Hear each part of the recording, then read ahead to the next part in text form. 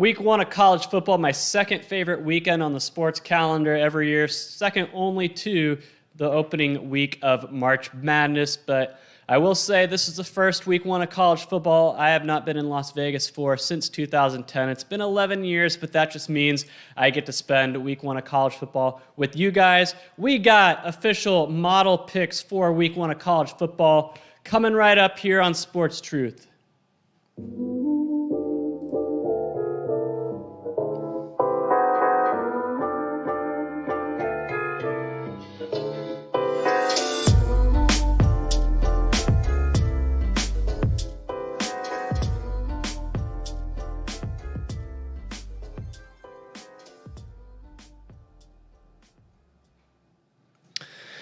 All right, doing this on a Tuesday night this week. Usually these are going to be done on Wednesday, but I'm doing it on Tuesday this week because I need to mess with APIs tomorrow night during the UAB-Jacksonville State game because I'm going to go pretty aggressive on my in-game stuff this year for college football, and I need to make sure I have all the API keys down so I can get live data for college football games so I can do a lot of live in-game stuff. All right, so anyway, it's Tuesday, so real quick, let's recap last week. The neural network was the best model last week at plus 0.94 units, and the random forest came in second place, 0.82. Those were the only two methods that came out ahead last week.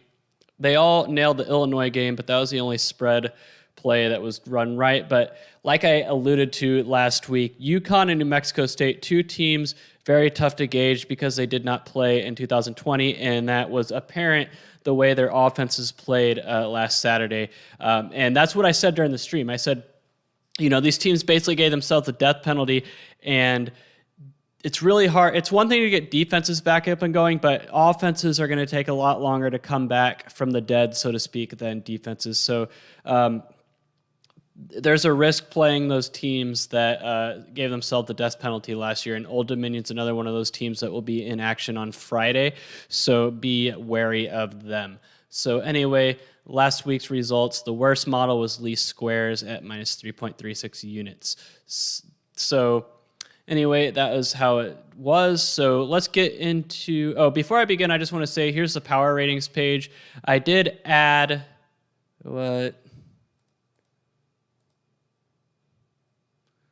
That's weird. Let me see. I hope that my stream doesn't pause because of this.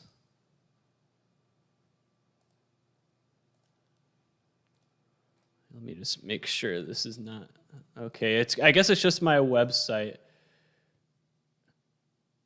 That's so weird. And I'll go back to my website later. But I do say I did add individual team pages for my website. So we'll go back to that later. I don't know why it's doing that. But anyway, let's get into this week's game. So Thursday night games, starting with Temple and Rutgers. I'm not going to spend a lot of time on all these matchups, maybe more time on the bigger matchups of the week. But there's a lot of there's 46 matchups this week, so I can't spend like 5 minutes on all of them. I'll be here for 3 hours. So Temple and Rutgers, my model is pretty confident that Rutgers is going to cover the 12.5 here, and I don't see why. They improved last year.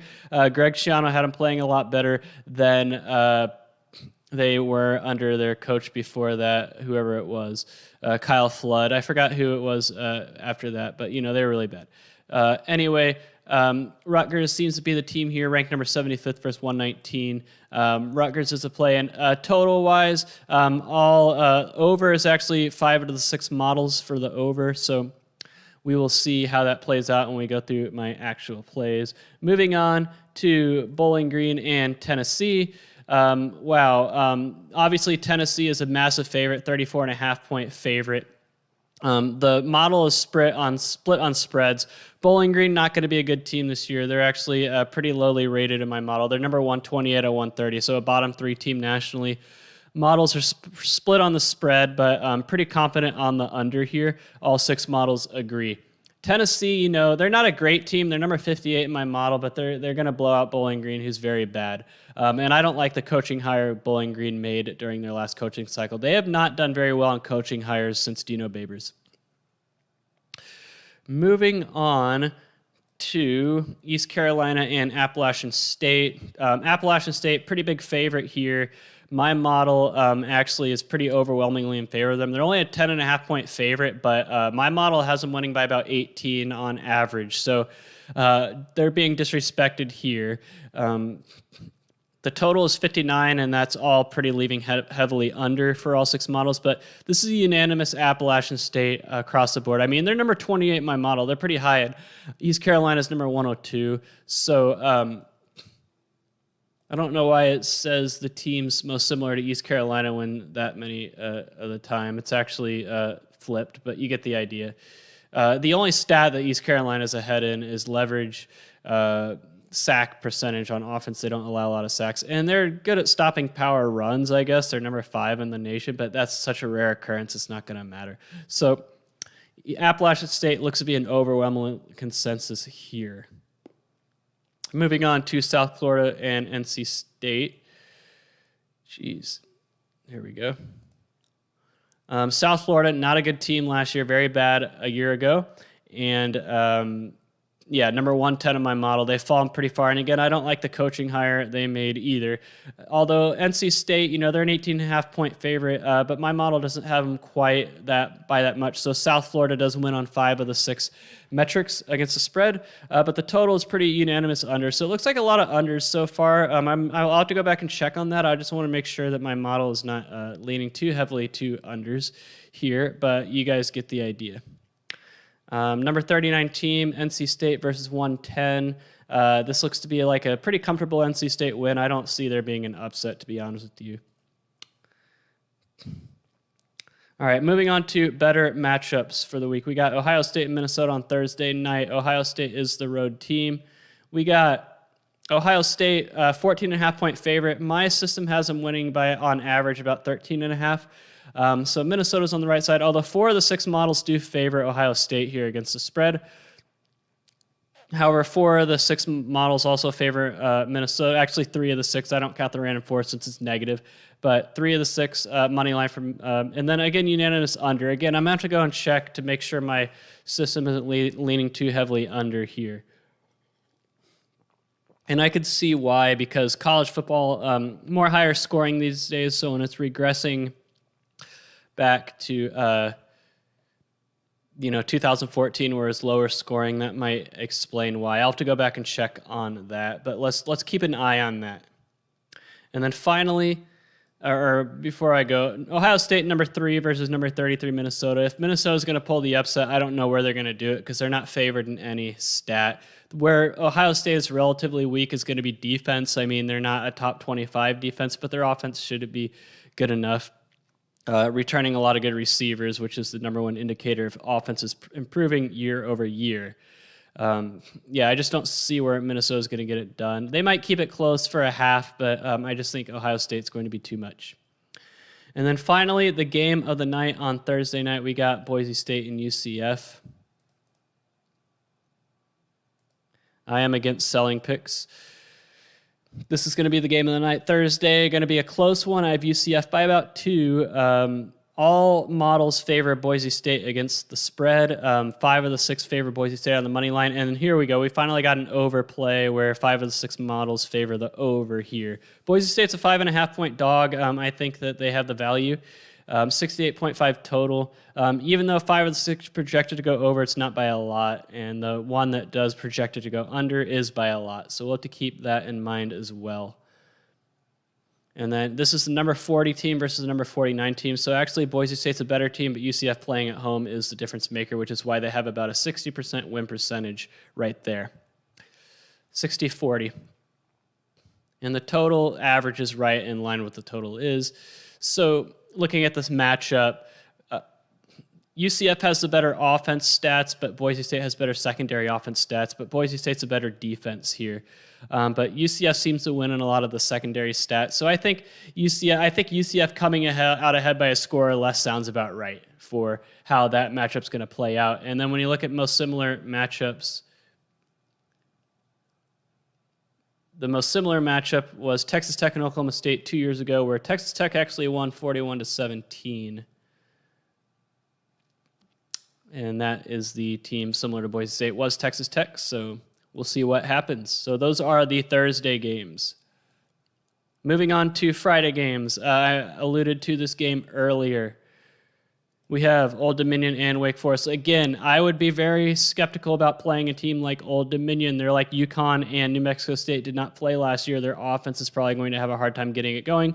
So even though all four methods have Old Dominion covering the 31.5-point spread, I would probably lay off. You don't know how their offense is going to do. The split on over-under 64 as a total, we're split, so it doesn't look like anything's there. But Old Dominion, going to be miserable this year, not going to be very good. This is going to be a blowout on Friday. It's the worst game on the slate on Friday. All right, moving on to a slightly better game on Friday. We got Duke on the road at UNC Charlotte, projecting Duke to win by about 3. 57% win chance for Duke, a total of 61.6. So that means that 5 of the 6 methods have Charlotte covering. 5 of the 6 methods are going with Charlotte on the plus 185 money line, but 5 of the 6 methods also have this game going over.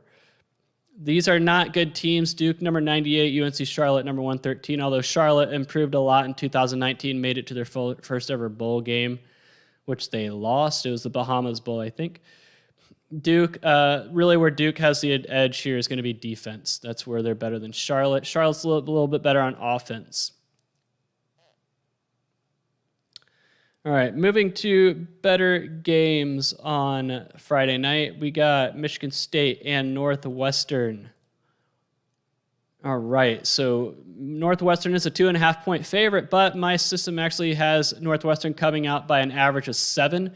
I did not like the coaching hire Michigan State made. I do not think he's going to be their guy, and we saw that last year in their abbreviated season. But my system is pretty overwhelmingly Northwestern here. All 6 spread metrics, 5 of the 6 money line metrics at minus 161. The totals are split, so I would probably lay off that. Michigan State is a slightly better offensive team, but Northwestern just by far and away the better defensive team. This is number 55 versus number 84. And then finally, moving on to the best game of the night on Friday. We got North Carolina and Virginia Tech. Number 15 at number 35. This is going to be a tough road game for North Carolina on a Friday night. My system has them coming out by an average of 6.5, winning about 61.7% of the time. Average total is 64.1. The spread is 5.5 for UNC, total 64.5. 4 of the 6 metrics have UNC winning against the spread. They're split on money line, and over and under is also split. How does UNC have an edge? Well, they're a better offensive team. This is the projected number 4 offense coming into the year. Defensively, they're not that great, but neither is Virginia Tech. This looks to be like a North Carolina win. They're just best in the in most stats. If Virginia Tech's going to come out ahead, they have to be good on special teams, where they do have an edge, and they got to do better on passing down defense. 75th isn't going to get it done. So that is the game of the night on Friday, and now we're going to move into Saturday's slate, starting with the worst game of the day on Saturday, and that is going to be UMass against Pitt. Pitt is a 38.5 favorite. UMass, number 130 out of 130 in my model, worst team. Pitt, number 41. My system has Pitt winning by about 39.2, winning 100% of the time. Split against the spread, although the 3 metrics that favor Pitt are a little bit more favorable to them than the 3 metrics favoring UMass. No value on the money line, obviously. Over and under 4 of the 6 metrics going over, which makes sense. UMass has a very bad defense and plays at a pretty fast pace, so there's no point in analyzing this. I would probably lay off this game altogether. We'll see what happens on my official plays. Moving on to another pretty lopsided game. This is New Mexico State and San Diego State. San Diego State, 31.5-point favorite. I have them winning by about 38. Total 57.5. So I have this game going over. And San Diego State easily covering the 31.5 on all metrics. And all 6 metrics favor the over here. San Diego State, very good defensive team, number 16 in defense. Not a great offensive team, though, which is why the over might be in trouble. But New Mexico State, not a good team. If UTEP's terrible offense scored 30 on New Mexico State, I think San Diego State can. The question is, I think if San Diego State's if this game's gonna go over, they're gonna have to get that 50.5 by themselves. I think for San Diego State, I don't see New Mexico State scoring double digits, so I would be careful. Have I played on Prize Picks site yet? I don't know what that is. Have I looked at the Savant website? No, I have not. Is there one for college football? All right, moving on to, we're talking about the blowouts right now. We're going to get to the better games later, but we're moving on to Kentucky and Louisiana Monroe. Louisiana Monroe expected to have a pretty bad year this year. They did not win a game last year. UK, though, not a great offensive team, so will they really be able to run up the score? They're favored by 30. I have them winning by only 20. So all 6 metrics favor UL Monroe against the spread. 2 of them favor them on money line, but I would probably stay away. I have 5 of the 6 metrics on the under, which sounds about right. I could see this being like a totals in the 40s. But no point in breaking this one down. This is number 57 versus 120.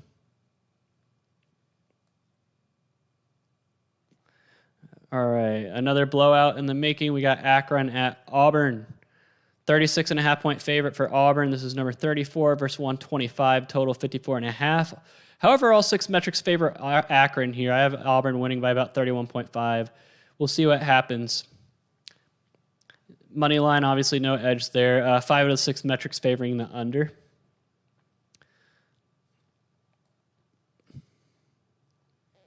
Moving on to a game that should be more competitive. We got Southern Miss and South Alabama. South Alabama's a 1.5 home dog, total 54.5. I actually have South Alabama winning outright by about 5 points. Total is right in line with the toasted total. We got all 5 metrics favoring USA against the spread, all 5 metrics favoring them on the money line at plus 100, 4 of the 6 metrics favoring the under. This is a pretty even matchup, number 116 versus 118. However, South Alabama is the home team, so that is where they get the edge. I'm surprised Southern Miss is favored, to be honest with you, though. I really am.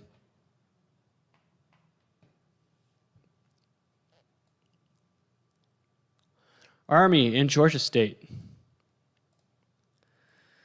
We got Georgia State as a 2.5-point home favorite. I have them winning by about an average of 1.1. 5 of the 6 metrics favor Army against the spread. 5 of the 6 metrics favor Army at plus 125 on the money line, and 4 of the 6 metrics have it going over. This is another even matchup. Army is number 69, Georgia State number 71. They're pretty split.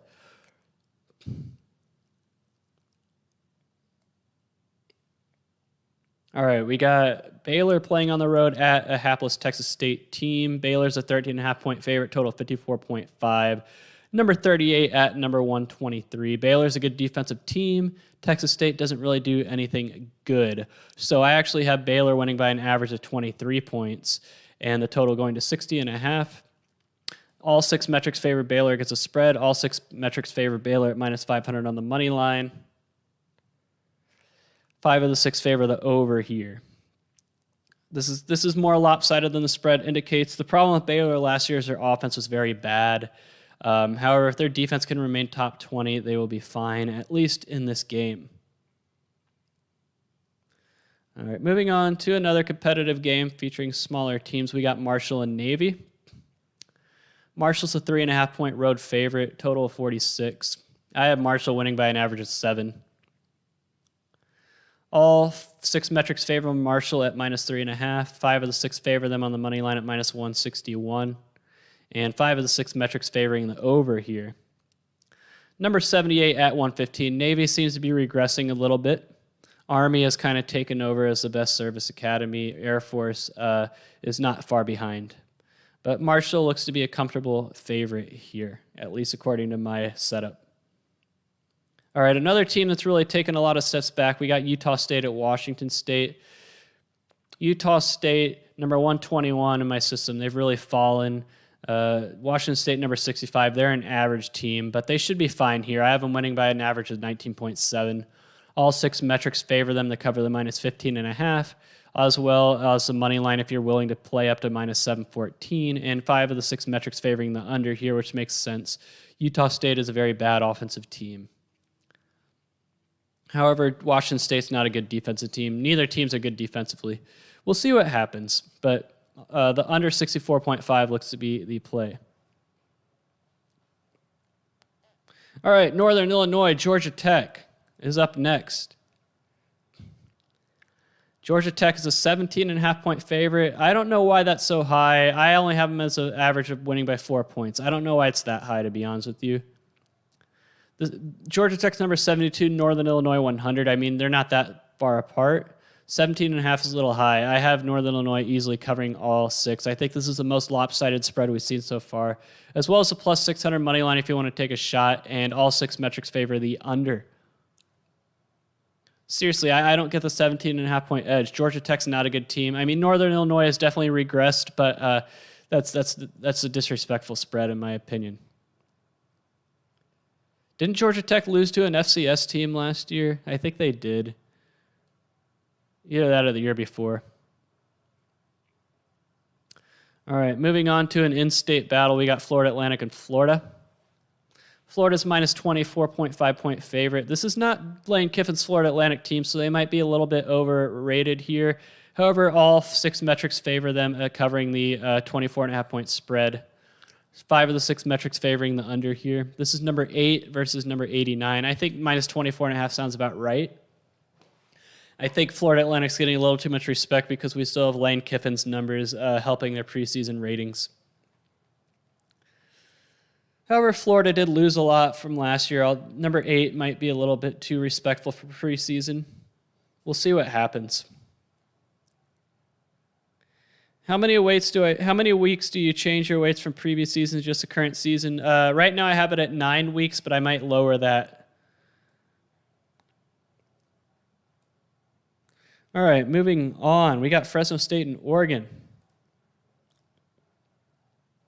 Oregon's a 20.5-point favorite, maybe a little bit too high. I have the average margin at 18.1. Fresno State covering all 6 against a 20.5. However, all 6 metrics also favor the under here. This is number 14 at home versus number 76. Fresno State, I wouldn't take too much into what they did last week. It was against UConn, who's very bad. I would not look at much into that at all. All right, Kent State and Texas A&M. This might be an interesting matchup. I have Texas A&M's a 29.5-point favorite. I have them winning by about 25.6. So 5 of the 6 metrics do favor Kent State covering here. They're split on the over/under. With that being said, though, I think Kent State's a better team than number 96. Texas A&M is number 4, but I think they're better than 96. I say that because they had a really good 2019 for their standards. They're a pretty decent team. We'll see if they can keep that going. They're a good offensive team. They're number 13 offense, right? But they're going up against a very good defense, and Kent State has a very bad defense. So I think Kent State might be able to score. If they can score 21, I think that'll be a major success for them, especially against Texas A&M's defense. All right, Louisiana Tech and Mississippi State. Louisiana Tech's a 23.5-point dog. I actually only have Mississippi State winning by 17, so this is a pretty lopsided Louisiana Tech favor here for the cover. 3 of the metrics favor them on the money line as well at plus 1,300 if you want to take a risk on that. All 6 metrics favoring the under here.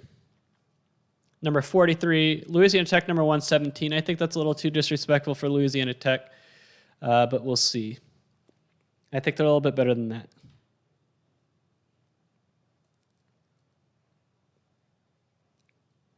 All right, Miami, Ohio, and Cincinnati. Rivalry game. Miami of Ohio, number 99 versus number 17, Cincinnati in my system. 23-point dog is Miami of Ohio, but I have them covering all 6 metrics. And all 10 metrics going to the under.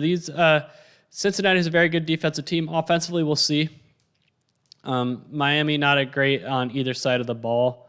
50.5 might be a little bit too high for the total, in my opinion. I do think that's high, and I think this is a pretty good underplay, in my opinion.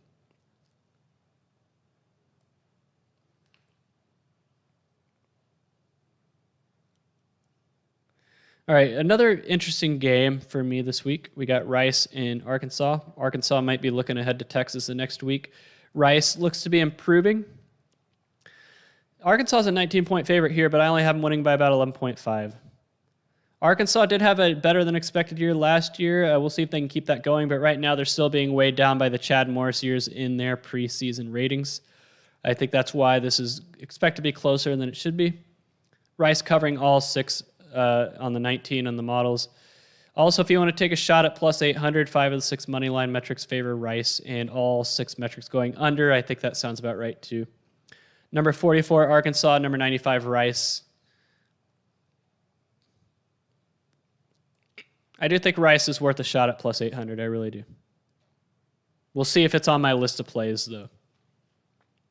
All right, Syracuse and Ohio. Syracuse is making a case for the worst Power 5 team. Probably the worst team in the ACC. Well, I have them at number 97, so probably not as bad as Kansas. Ohio's number 79. So Syracuse playing on the road at Ohio. Ohio's a better team. However, Ohio is a 1.5-point dog. They're dealing with a new coach. Frank Saul is retiring, but I think they'll be fine. They're the better team. All the metrics have them covering. All the metrics favor them at plus 100 on the money line and 4 of the 6 going under. Ohio's a better offensive team. Syracuse is a better defensive team. This is going to be an offense versus defense battle. Ohio wins about 59% of the time. I think they're a good value play on the money line. All right, one of the teams we've already seen in action. We got UT San Antonio at Illinois. Illinois did beat Nebraska. Are they going to have a letdown game against a improving UTSA team who's actually ranked higher in my system, even factoring in Illinois' win against Nebraska? They're still ranked behind UTSA. Well, all 6 of my metrics have UTSA covering the 6, and a lot of value at plus 180 on the money line, and all 6 metrics going over as well, over the 49-point total.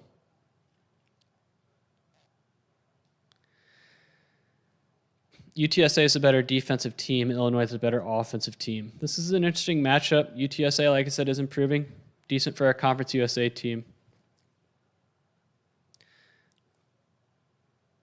All right, moving on to Tulane in Oklahoma. I might need to rerun this game.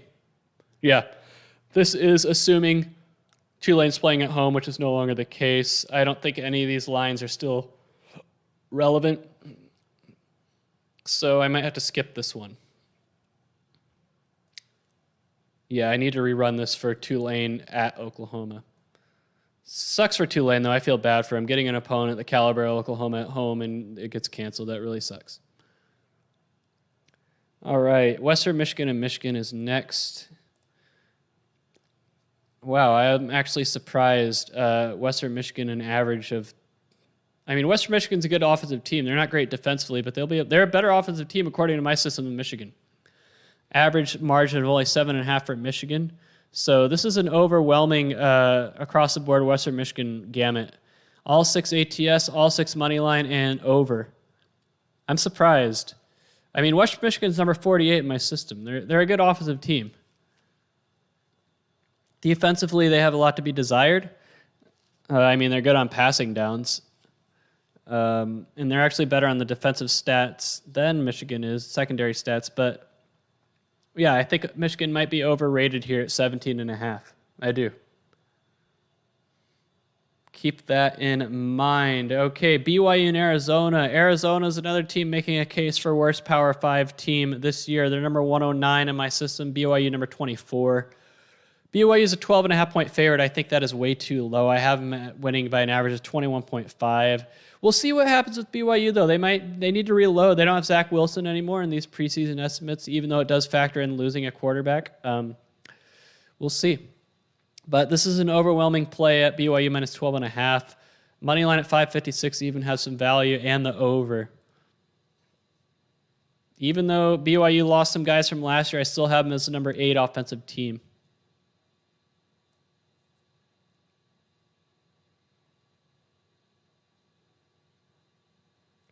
All right, moving on. San Jose State and USC. San Jose State surprised Mountain West Conference champs last year. Will they be able to keep that going? Well, they already played last week against an FCS team, and they looked average. 45-14 over Southern Utah. They looked average, guys, average. The spread is 15. I have USC winning by about 13, so all 6 metrics do favor San Jose State against the spread on the 15. Split on money line and overwhelming consensus on the under. USC is number 16, San Jose State number 61. I just think USC will be too much. I don't see the upset here. I've heard buzz about the upset. I do not see it. I think clock strikes midnight for San Jose State, at least in this one. All right, Texas Tech and Houston. I want to talk about Houston in a second, but this is a neutral site game. I have Houston winning by about 4.5, even though Texas Tech is a 2-point favorite. So that's an overwhelming play on Houston +2, as well as the money line at +105. We got value there, and overwhelming under. Texas Tech is not the offensive powerhouse they once were. They struggle to score. Houston's an average team. I mean, they're number 56 and just average across the board. Texas Tech, they really need to get things going. This is they have a hot seat coach. They hired a new offensive coordinator to try to turn things around, but I don't know. We'll see. I know a lot about Texas Tech's new offensive coordinator. I'm not a believer in him, to be honest with you. They might improve into the 50s or 40s, but I don't see them breaking through enough. Going to be a long year for Texas Tech, I think. Oregon State and Purdue. Oregon State's another one of those improving teams. I mean, they're number 87. That's better than what they were. Purdue seems to be... They seem like they've gone backwards ever since that Ohio State win in 2018. And I have Oregon State losing by about 3. So at 7.5, that's a consensus spread play on Oregon State plus 7.5. Value at the plus 200 money line as well, and over is also the play. These are pretty evenly matched teams. Oregon State's a better offensive team. Purdue's a better defensive team. But I think the value is on Oregon State in this one. Nevada and California. This is a sneaky good matchup. Nevada is projected to win their division in the Mountain West, the West Division. Cal is a very good defensive team, though, number 15 in defense. But Nevada's a better ranked team, number 59 versus 82. However, since this is being played at Cal, the win totals slightly favor Cal, 51% win chance, 2.5-point margin. The spread's 3.5, so Nevada could cover the 3.5. I have them covering 5 of the 6. And there's 4 of the 6 metrics favor them at plus 130 in the money line. Under is favored in 5 of the 6. Nevada's a better offensive team. Cal is a better defensive team. We'll see what we'll give, but I think Nevada's offense will have their work cut out for them. Cal's offense will struggle. So I think this going under the 52.5 sounds about right. Central Michigan and Missouri. This is another matchup I want to highlight. So Missouri is a 13.5-point favorite, but my model actually has Central Michigan winning outright. 51.8% of the time, margin of 1.4. Central Michigan's a better ranked team in my system. I have Missouri at 70 and CMU at 60. So I'm not quite sure. My model is definitely differing from the odd mixture here, I'll tell you that. Very rarely do you have a 13.5-point dog being favored to win outright. So I think the odds makers are probably more right than me. But I still think Central Michigan's being disrespected here. Overwhelming. I think they're worth a shot at plus 350 at plus 13.5. Under is 4 of the 6. I mean, Missouri's a better offensive team, but Central Michigan's a better defensive team. And like what I said last week, it takes a little bit longer for offensive to get going than defenses. All right, neutral site game in Arlington, Texas, down the road from where I'm at right now. We got Stanford and Kansas State. I have Kansas State winning 57.6% of the time, about 3.6 margin. The spread is Kansas State minus 2.5, so not too far off from the spread. 5 of the 6 metrics do favor Kansas State on the spread. They're split on money line, and 5 of the 6 metrics have this going over 53. Kansas State number 63, and Stanford is number 86. Talk about a program that's taken some steps back. Stanford is that program. However, they do win on all the secondary offensive stats, but pretty much all of these offensive stats, the secondary stats, have to do with the offensive line, which Stanford's always going to be good at. And the secondary defensive stats usually have to do with the defensive line as well, which Kansas State usually is good at. All right, West Virginia and Maryland. Maryland's a 3.5-point home dog. I think this is a home game. Is it a home game for Maryland?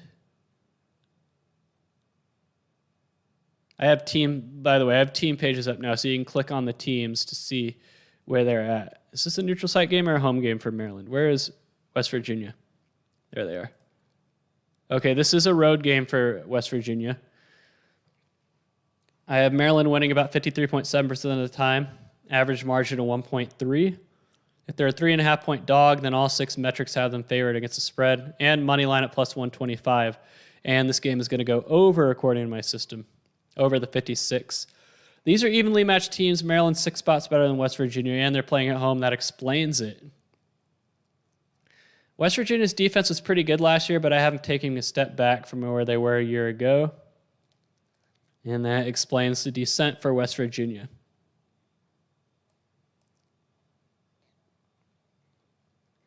All right, moving on.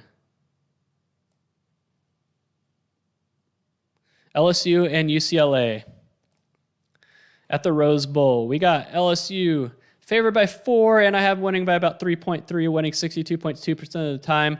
Now, people are going to be like, yeah, UCLA looked good against Hawaii, but it was Hawaii. Let's not get too carried away now. The metric most favorable to UCLA is the K nearest neighbors, where it's about even. The metrics most favorable to LSU is the neural network, which was the most accurate metric in week 0. Has them winning by 5.4.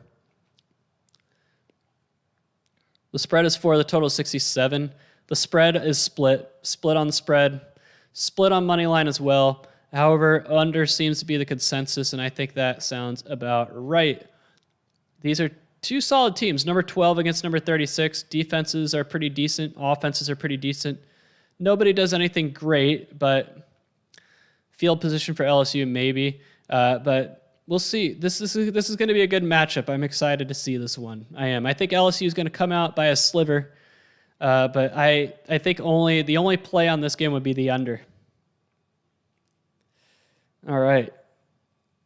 Moving on to what people are calling an upset possibility. I don't see it, but Louisiana Lafayette at Texas. UL Lafayette is ranked. This is a top 25 matchup, so we're getting into top 25 matchup territory. I think Louisiana Lafayette is definitely a public dog this week. They're at plus 7.5. My model's on them. Let's see. My model's on them. It only has Texas winning by an average of 5.8, winning about 2/3 of the time. But all 6 metrics favor UL Lafayette. All 6 metrics favor the money line at plus 240. All 6 metrics favor the over 57.5. ULL is number 31. Texas number 19. ULL is actually the better defensive team. Texas is the better offensive team, but they are breaking in a new quarterback, and they're going to be playing musical chairs at quarterback. If Louisiana Lafayette's going to win this game, their angles for opportunity are going to be, they're going to do it with defense. They're not going to outscore Texas, I'll tell you that. They get in a shootout, they're going to lose, and that's what I think is going to happen. I remember 3 years ago, Florida Atlantic opened the season at Oklahoma, and a lot of people are talking about Florida Atlantic because they had a really good year the year before. They got blown out. Now, I don't think Louisville is going to get blown out like Florida Atlantic did that day. I think it was like 49-0 at halftime or something like that. It's not going to be that bad. I would be surprised if it's as close as my model's saying it will be, though. But what UL Lafayette needs to do, their offensive line needs to hold, and Texas not the most disruptive team, but their defense needs to bend that break. But I'm looking for angles of opportunity here, and they're going to do it defensively. They better hope Texas has a bad day on offense, because I just don't see them winning a shootout. All right, moving on to another top 25 matchup in the Big Ten. We got Indiana at Iowa. Indiana had a good year last year. They did do a belly flop in the bowl game, and I think they might be a little bit overrated coming into the year. But this is a weird matchup. The average margin is 2.6 for Iowa, but the win percentage actually tilts in favor of Indiana at 52.2%. That's interesting. And the gradient boost, which is a weird model, has Indiana winning 89% of the time. The gradient boost is going to be weird like that. Indiana's a 3.5-point road dog. The total is only 46.5. 5 of the 6 metrics favor Indiana against the spread. 3 of the metrics favor them on the money line at plus 125, but 5 of the 6 are leaning under. Indiana's number 32 in my system. Iowa's number 20. Indiana is better at finishing drives on offense, but Iowa's more explosive. Iowa's a better defensive team slightly. So these are 2 defensive strongholds. That's why the total's only 46.5. And I have the score about 24 to 21. That sounds about right for a game like this. I wouldn't be surprised if even lower. But Iowa's just a better defensive team. That's where they have the edge. The most similar matchup was actually Florida State and Louisville in 2014, which was a high-scoring game at 73. However, the next most similar matchup, Iowa State and Texas in 2015, had a total of 24. So we'll see what happens there. But this is going to be a low-scoring game. But I give the edge to Iowa in this one. Shout out to all my Cedar Rapids friends. All right, moving on to another ranked matchup in the Big Ten. We got Penn State and Wisconsin. Penn State's a 5.5-point road dog, but they're number 26 in my system. Wisconsin's number 6 with the number 1 defense. So Penn State's offense will have their work cut out for them. I have Wisconsin winning about 81.8% of the time, average margin of 9.6. Average total is 27 to 17. That sounds very right for a game like this. But all 5 metrics favor Wisconsin minus 5.5. All 5 metrics think there's value at them at minus 227 on the money line. All 5 metrics favor the under, and I think that sounds about right for a game like this, especially featuring the number 1 defense. Penn State does have a better offense than Wisconsin does, but it still has its work cut out for them going up against that number 1 rated defense, at least in terms of drive efficiency. If Penn State's going to get this done, they're going to have to hope Wisconsin's defense is not what's advertised. They're also going to need to force Wisconsin into passing down situations. They need to win the field possession battle. And they can't let Wisconsin grind the clock down. This is the tough matchup for Penn State, but I think Wisconsin at 5.5 sounds about right. All right, neutral site game. Defending national champions Alabama against Miami. 19-point favorite for Alabama. Average win percentage is 96.3%. I think that might be a little high. I might have to revisit my win percentage calculations. I mean, is there a 4% chance Miami wins this? Maybe a 1 in 25 chance. I guess that sounds about right. But I have Alabama winning by an average of 17.8. The most favorable model for Miami is the gradient boost. Only a 12.6 margin there. All the matchups have similar matchups have Alabama winning by an average of 21. So 4 of the 6 metrics have Miami, but minus 1,000. I wouldn't pay much attention to that. And this game's going over the 61.5 as well.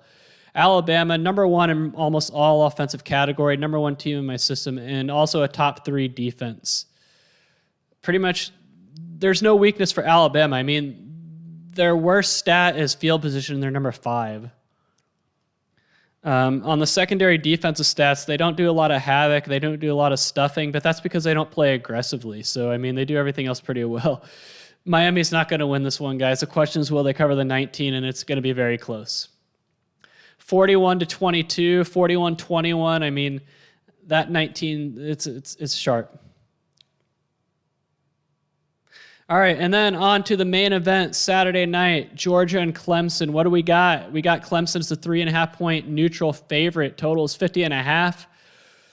Clemson will be breaking in a new quarterback, but I have them winning about 73.3% of the time with an average margin of 6.3.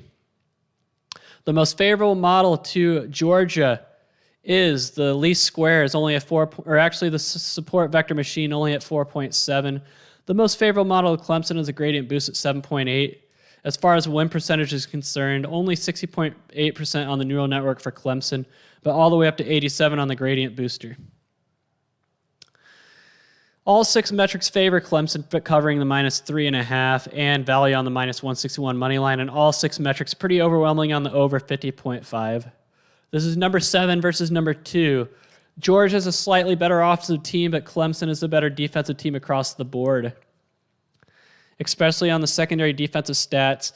If Georgia's going to pull the upset here, what they need to do, get Clemson into passing down situations for their new quarterback, and they better hope that Clemson's not as advertised on defense. And Georgia's got to be hoping they're better than advertised on defense.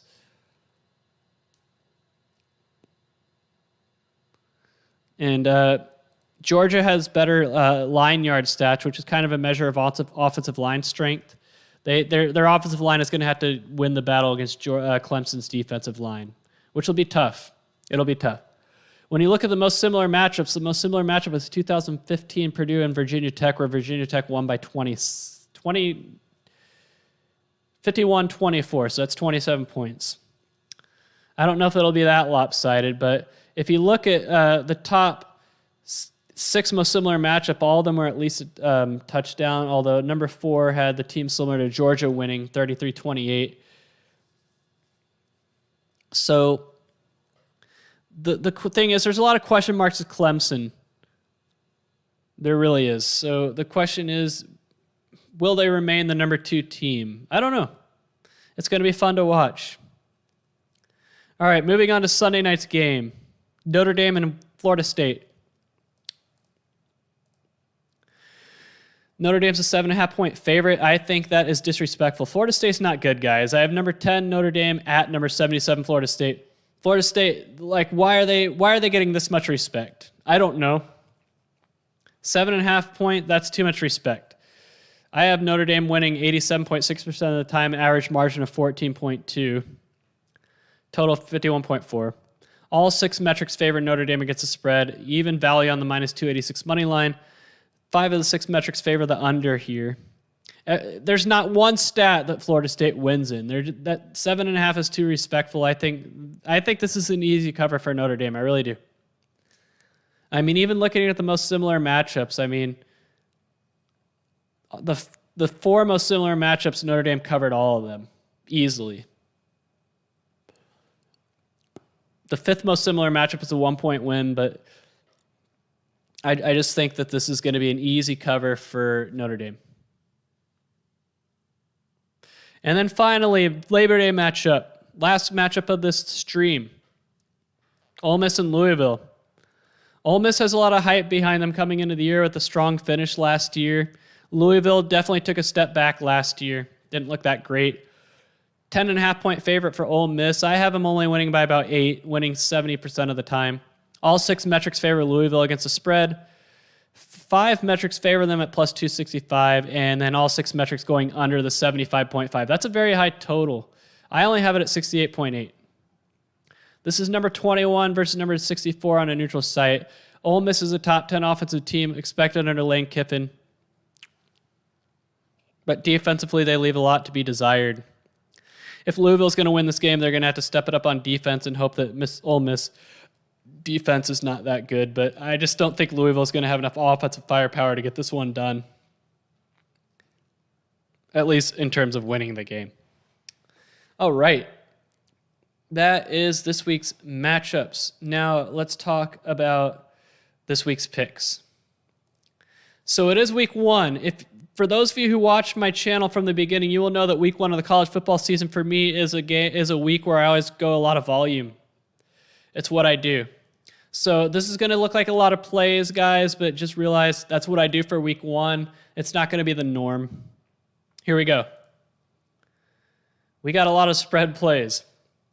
The spread plays this week. So this week I decided to key on the neural network and K nearest neighbors for spreads. I decided to key on for totals. Whoops, I don't know why that's all under. These are not all unders, guys. At least I don't think they are. Or are they?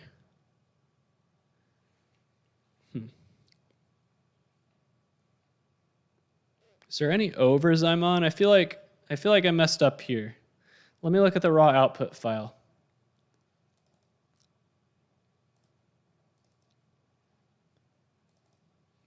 I just want to make sure. Oh yeah, some of these should be overs. I don't know why it's showing them as unders on that page. So here's what I'm going to do. Just so I don't confuse you guys. I'll go back and fix this later off stream, off camera. But here's what I'm going to do. I'm going to zoom in on this and we can do it this way.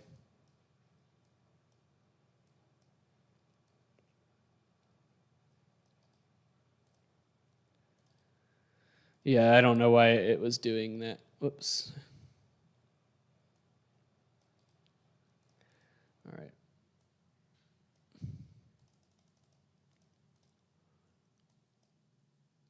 All right, so the plays this week is going to be Rutgers minus 12.5 against Temple, Boise State plus 5.5, UCF, Appalachian State minus 10.5 against East Carolina, North Carolina minus 5.5 against Virginia Tech, UNC Charlotte plus 6.5 at home against Duke. Old Dominion, I'm probably going to lay off that one. Like I said, I don't like playing teams that sat out last year, so I'm going to get rid of this one. Western Michigan plus 17.5 at Michigan. We talked about that one. Monroe plus 30 in Kentucky. I don't know if I feel good about that, but we'll see. Army plus 2.5 against Georgia State. We talked about that. Going to get rid of that one. Wisconsin minus 5.5 home against Penn State. Rice plus 19 at Arkansas. Marshall minus 3.5 against Navy. Maryland plus 3.5 at home against West Virginia. Miami of Ohio plus 23 on the road at Cincinnati, rivalry game. Louisiana Tech plus 23.5 at Mississippi State. Central Michigan plus 13.5 at Missouri. San Jose State plus 15 at USC. Ohio plus 1.5 at home against Syracuse. Oregon State plus 7.5 at Purdue. Houston plus 2 against Texas Tech. Baylor minus 13.5 against Texas State. Akron plus 36.5 at Auburn. Florida Atlantic plus 24.5 at Florida. UTSA plus 6 at Illinois. Northern Illinois plus 17.5 at Georgia Tech. Clemson minus 3.5 versus Georgia. South Alabama plus 1.5 against Southern Miss at home. BYU plus 12.5 neutral site against Arizona. San Diego State minus 31.5 at home against New Mexico State. Washington State minus 15.5 at home against Utah State. Notre Dame minus 7.5 on the road at Florida State. And then totals, a lot of totals. Under NC State, South Florida, 59.5. Under Appalachian State, East Carolina, 59. Under Minnesota, Ohio State, 64.5. Under Tennessee, Bowling Green, 59. Over Western Michigan, 67.5. Going to get rid of this one. Under Wisconsin, Penn State, 50.5. Under Arkansas, Rice, 50.5. Under Oregon, Fresno State, 61.5. Over West Virginia, Maryland, 56. Over Alabama, Miami, 61.5. Under Cincinnati, Miami, 50.5. Under Mississippi State, Louisiana Tech, 52.5. Over Louisiana, Texas, 57.5. Over Oregon State, Purdue, 65.5. Under Houston, Texas Tech, 65.5. Over UTSA, Illinois, 49. Under Georgia Tech, Northern Illinois, 57. Over Georgia-Clemson, 50.5. Under UCLA, LSU, 67. Over BYU, Arizona, 53.5. Over New Mexico State, San Diego State, 50.5. Under Louisville, Ole Miss, 75.5. And then we got moneyline plays. We got Northwestern minus 161. Western Michigan plus 625. Wisconsin minus 227. Rice plus 800. Maryland plus 125. Central Michigan plus 350. Ohio plus 100. Houston plus 105. Northern Illinois plus 600. South Alabama plus 100. Notre Dame minus 286. Those are the plays for this week. And I'll fix the website off stream. All right, so I'm going to take this time to talk about upcoming, just the season in general. So let's come in here and zoom in on this. All right, so let's talk about some teams. Arizona State's an interesting case. I have them going on the raw wins. I have them favored in every game. I have them favored in every game. Their least favored games are BYU, at Utah, at Washington, right? Those are coin flips. I have them winning all the coin flips, but if you average the expected win percentages, you get an average of 9-2. 10-2 if you count their FCS game against Southern Utah. So Arizona State's an interesting case. I have them at number 9 in my system. Very high on them coming into the year. Very high on them coming into the year. So I wanted to point them out. It'll be interesting to see what they do, if they live up to their expectations I'm giving them, not because I checked other rating systems out there, and other rating systems aren't as high on them as I am. So I guess it's the way I calculated it. Another team with an interesting record projection is Houston. I have them favored in every game as well, but again, they have coin flip games at Tulsa, at Tulane, and at home against SMU. But their schedule is a joke. Their schedule is a joke. They don't play a single top 50 team. The hardest game on their schedule, according to ranking, is number 53, SMU. Their hardest road game is Tulane at number 68. I mean, this is a joke schedule. Even though they're number 56 in my system, I have them going undefeated, at least in regular season play. However, if you factor in, the expected win percentage, I have them going 9-2, which sounds about right. But don't be surprised if Houston goes undefeated. This is a very bad schedule, guys. Not because they're a good team. Again, number 56, but because their schedule is a joke. What's their strength of schedule ranking? Number 117, yeah. So they have a bottom 15 schedule. But I wanted to point them out as well. All right. Is there any other interesting cases to point out? Let's see. Let's look at Alabama's schedule. Their only game they're under 90% win percentage is Texas A&M. It's the only one. 84% in that game. I have them winning that game about 29.7 to 20.3, so about a 9.5 point edge in that game. Do I expect many COVID cancellations this year? I do not. Do I think there will be some? I think there'll be at least one, but I don't think it'll be like MAC teams or Sunbelt teams. I don't think it'll happen in the big conferences. All right, let's look at Iowa State. I have them favored in every game but at Oklahoma. I have them going 9-2, 10-2 if you factor in their expected win percentages, but they're at least a 79% win chance outside of every game but Oklahoma. So they're going to be an interesting case. I think they're a tad overrated though at number. I don't know. They do return a lot. Let's put it that way. Notre Dame. Let's look at them. I have them going 11-1. I have them favored in every game but the neutral site game at Soldier Field against Wisconsin, where I have them losing 20-17. Their coin flip games are going to be at home against Cincinnati. I have them winning about 62% of the time there. And at home against North Carolina, also 62% win chance. And Virginia on the road, 66%. But this looks to be, if they go 11-1, like I have them going, but if you factor in the win percentage, about 9.5 wins. But if they go 11-1, are they a playoff team? We'll see. Should BYU be ranked so high? They had a decent O-line last season in Zach Wilson, but other than that, well, that's the thing. They were 24. How do I put it? 24. If last year's rankings, they were like number 8 or something, like maybe even number 4. So they dropped all the way to 24. So I'm definitely expecting them to take a step back, but we'll see what they do on offense. Like, I have them favored in 9 of their 11 games against FCS teams. Only USC and Arizona State are they dogs. I have them finally beating Utah. They're a 60% there.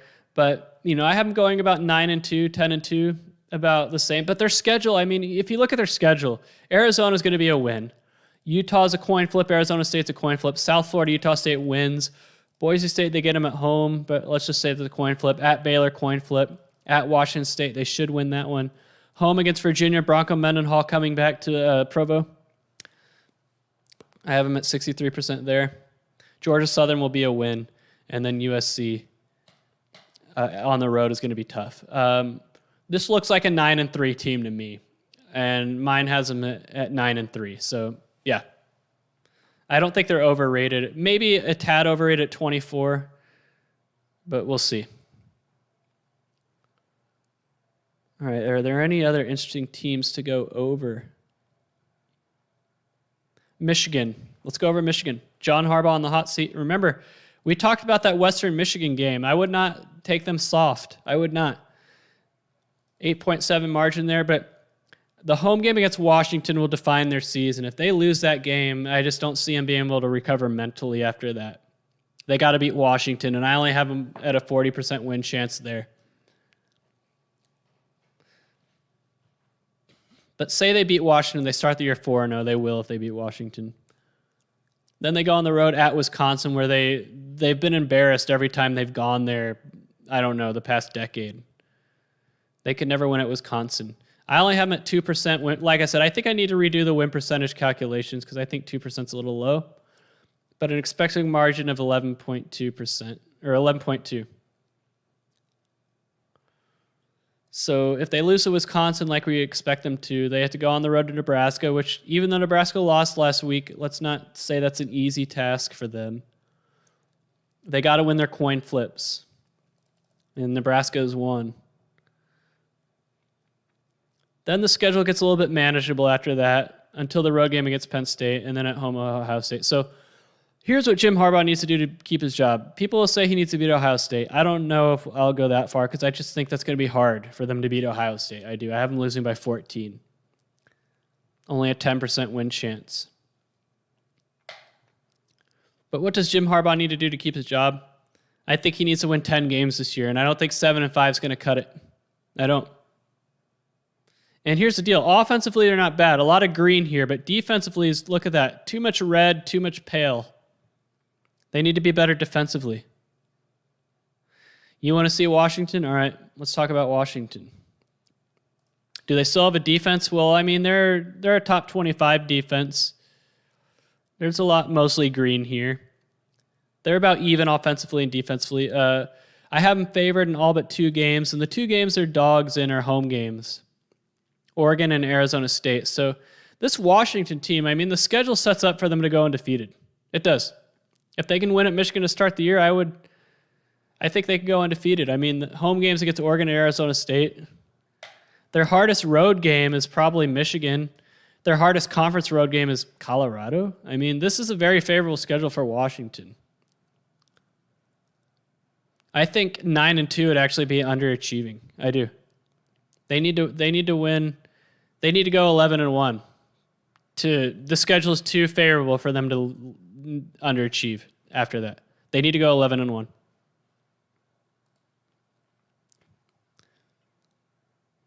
All right, can Cincinnati run the table? Notre Dame's the only game they're not favored in, 38% win chance. They got to beat Notre Dame, though. Even if they go 11-1 or 12-1 and win the AC, I don't know if... When I say they got to go 11-1, I say that... Or when I say they got to go 12-1, I mean, there's probably another team in G5 that'll go undefeated. I have their expected title game opponent as Houston, who I projected to go undefeated. But if they want to go to the playoff, they got to win all their games. They got to beat Notre Dame on the road on October 2nd. That's a big game for them. But all their conference games, I mean, their hardest conference game is the road game against Tulane. Their conference schedule is a cakewalk. I mean, even UCF at home, I give them 93%. I think that might be a little high, though. Like I said, I need to revisit my win percentage calculations because I think some of these are off. I mean, most of them seem realistic, but I think they're way too optimistic for. I think they're too elastic, so I need to revisit that.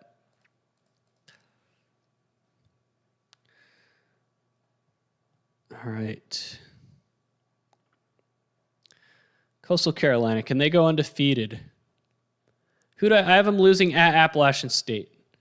I mean, their schedule's very easy. So the question is, would a Coastal Carolina that goes undefeated be in the G5 New Year's 6 over a one-loss Cincinnati or UCF or something like that? That's a good question.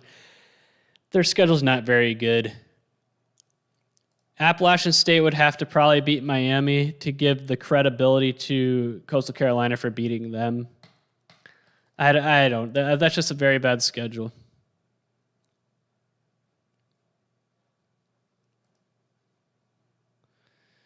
How disappointing is Penn State going to be? Let's look. I mean, I don't think they're going to be disappointing. I have them at number 26. I don't think they're a great team. They're better offensively than defensively, but I think their schedule is just too hard. At Wisconsin, at Ohio State, I mean, yikes. And then at Iowa, their hardest games are on the road. That's the problem. Their schedule is just too hard. I mean, 9-3 is still pretty respectable, considering the schedule. But if you factor in the win percentage, I have them going 8-4.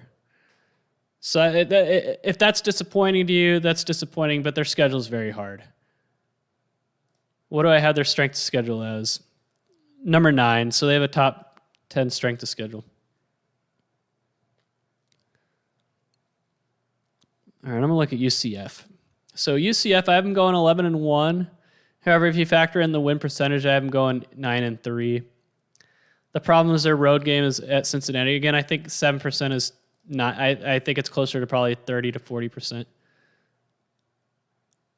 Coin flip at SMU. Coin flips against Boise State and Louisville. So they got 3 coin flips on here in a game where they're probably not favored against Cincinnati. I need to revisit the win percentage calculations, but I'm spending all my time tomorrow. My free time tomorrow, I'm going to spend it on my in-game stuff. When I say my in-game stuff, do you guys remember my college basketball streams? How I had that like in-game dashboard? Well, I started building that out for college football, but I need to connect to an API to like get the data I need out of it. And I'm going to be very aggressive with the in-game stuff. Like I created a model to give live in-game win probabilities and margin projections. I created a model for that, and I want to be able to use it. But I need to feed it down, distance, and time remaining, and current score, to get the output. So I need a API to feed me down, distance, and all that information. And I can't get that information unless there's a game going on to figure out what the API setup is. So that's why I need to do that tomorrow during UAB and Jacksonville State. All right, are there any teams that are really low that shouldn't be? I know last week we talked about South Carolina. I mean, I have them going 2-9, 3-9. Just not a lot of wins here. Vanderbilt, even Troy, I have them as dogs on the win percentage calculation, but favored on the margin. And then winning by about 1. So that's a coin flip. East Carolina, coin flip. Vanderbilt's really the only game where they're actually favored somewhat. So I know we talked about them last week. A lot of interesting stuff here. If you're a Stanford, I'm going 1-11. Wow. I mean, I know they took a step back, but that's a really big step back. So let's examine. I mean, they have a pretty tough opener against Kansas State, but then road games against USC, Arizona State, and then home against Notre Dame. I mean, their schedule's kind of tough, but it doesn't look that daunting. But wow, talk about a step back, and it's because of defense. A lot of red on their defensive stats. But if they go 3-9 or 1-11, I mean, yeah, this is just a program that's trending the wrong direction. Oh, wow, I was surprised to see them at 1-11.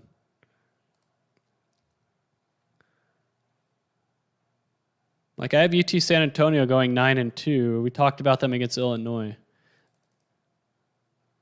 But yeah, I have them going undefeated in Conference USA.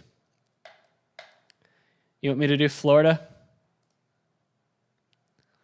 All right. Before I do Florida, I'm going to do Florida State. Like I said, where's the improvement going to come from? They've been bad. Like, why are people so optimistic that they're going to improve? Maybe they will. I might be wrong. But where is the optimism coming from? Let's look at their schedule. Home against Notre Dame. We already talked about that. I think they're going to lose that game. Only 10%. Wake Forest. I mean, if you're only at 24% against Wake Forest, that's not a good sign. Louisville, I even have them underdogs there. Okay, Syracuse and UMass. Those are the only two games they're favored in. Where's the improvement going to come from? Now, I think 3-9 is a little bit too pessimistic, you know. Yeah, a little too pessimistic. But seriously, I think the odds are greater than they don't win 5 than they do win 5. Where are the wins going to come from? Let's say they beat Wake Forest. Let's say they beat Louisville and Syracuse. That's 3 wins. They're not going to beat North Carolina. I mean, they did last year, but that was at home. Okay, 4 wins if you count UMass. 5 wins if you count their FCS opponent. So we're at 5. All right. So now they need to beat NC State or Boston College to get to 6. Like, I was watching ESPN the other day, and they're like, oh, Florida State's my sleeper team in the ACC. I'm like, they're going to be lucky if they win 6 games. Sleeper team? Get out of here. All right, let's go to Florida. So we talked about Florida. Like, I think they're a little bit overrated at 8. I really do. They'll still probably be fine offensively, but defensively, I could see them struggling. Easy non-conference schedule. Yes, that's counting Florida State. Oh, they're all Florida teams. But really, Alabama at home and then Georgia at a neutral site. Outside of that, they're favored in every game.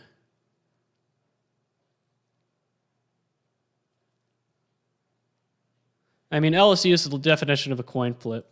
We're split there. So, I mean, if they go 9-3, I think that's very good considering the amount they lost from last year and the way they finished last season. 9-3 will be a very solid performance for Florida. Has Chip Kelly ruined UCLA, or are they getting better? I think they're getting better. Let's look at UCLA, though.